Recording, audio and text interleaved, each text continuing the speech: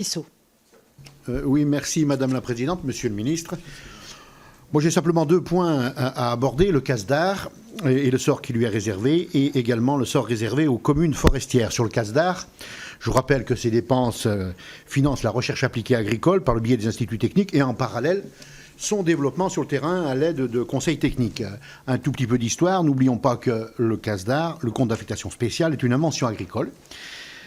Car les agriculteurs ont, dès les années 60, accepté de faire prélever une partie de leur chiffre d'affaires par la voie d'une taxe pour financer leur recherche et leur innovation par mutualisation. Cela a deux vertus. D'une part, ce sont les agriculteurs qui financent leur recherche et non les contribuables. D'autre part, toutes les filières bénéficient de la recherche, car sans cet outil, les plus petites filières ne pourraient pas avoir des programmes innovants dédiés, faute de moyens suffisants. Or, depuis quelques années, on l'a dit l'année dernière, il y a 2 ans, budget après budget, le CASDAR est perçu par Bercy non plus comme un outil pour l'innovation des agriculteurs, mais un outil pour la rénovation du ministère de l'Agriculture. Autrement dit, chaque année, des manipulations financières ont lieu pour ponctionner une partie de la taxe au détriment des agriculteurs grâce à une baisse du plafond. Entre 2014 et 2021, près de 24 millions d'euros de taxes payées par les agriculteurs ont ainsi atterri dans les caisses de Bercy.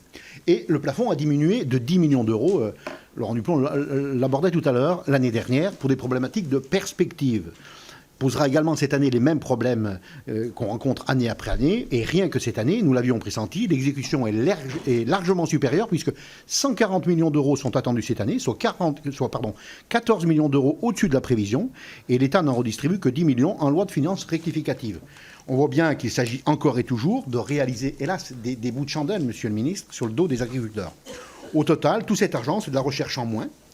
Et, Monsieur le Ministre, ma collègue vient de le dire, Françoise Ferrat, parlait de difficultés à sortir de nouvelles solutions. En voilà une solution qui est beaucoup concrète. Nous vous proposons donc de relever le plafond, ou tout au moins, à le fixer à un niveau inférieur, à ne jamais le fixer à un niveau inférieur à l'exécution de l'année précédente. C'est du bon sens et de la bonne gestion. Surtout, nous enjoignons le gouvernement à restituer l'argent ponctionné aux agriculteurs en finançant les ONVAR, ou ONVAR, organismes nationaux à vocation agricole et rurale, les instituts techniques, les chambres, les appels à projets, car, vous le savez, l'agriculture de demain se prépare dès aujourd'hui. J'en viens à ma seconde question sur les communes forestières. Vous venez d'annoncer, et il faut s'en féliciter, tant la mobilisation de la FN COFOR et des sénateurs concernés a été forte. Je regarde ma collègue qui va certainement nous en parler, que la contribution des communes forestières à l'ONF n'augmenterait finalement pas en 2023 et 2025, pas entre 2023 et 2025, contrairement à ce qui avait été annoncé. En contrepartie, l'État demande aux communes un effort accru dans la contractualisation des ventes de bois pour mieux approvisionner nos filières locales. Quelle forme prendra cet effort accru? Comment peut-on s'assurer qu'il s'agira d'une contractualisation gagnant-gagnant et que les communes ne seront pas lésées? L'autre face du problème, c'est le financement manquant de l'ONF. Les communes sont confrontées à un véritable effet ciseau, moins d'agents de l'ONF sur le terrain, donc moins de services rendus et plus de coûts à venir pour établir la viabilité de l'ONF et pour adapter nos forêts au changement climatique. Cette solution n'est donc pas tenable. L'ONF devrait envoyer davantage, à notre avis, de personnes sur le terrain à notre sens. J'ajoute que nombre de communes forestières ont été gravement touchées par les chutes des ventes liées aux scolytes et que ces communes, dont les recettes ont été très affectées, sont aujourd'hui en difficulté financière. Or, l'État ne propose une compensation que pour 30 communes, à hauteur d'1 million d'euros sur les 26 millions de manque à gagner.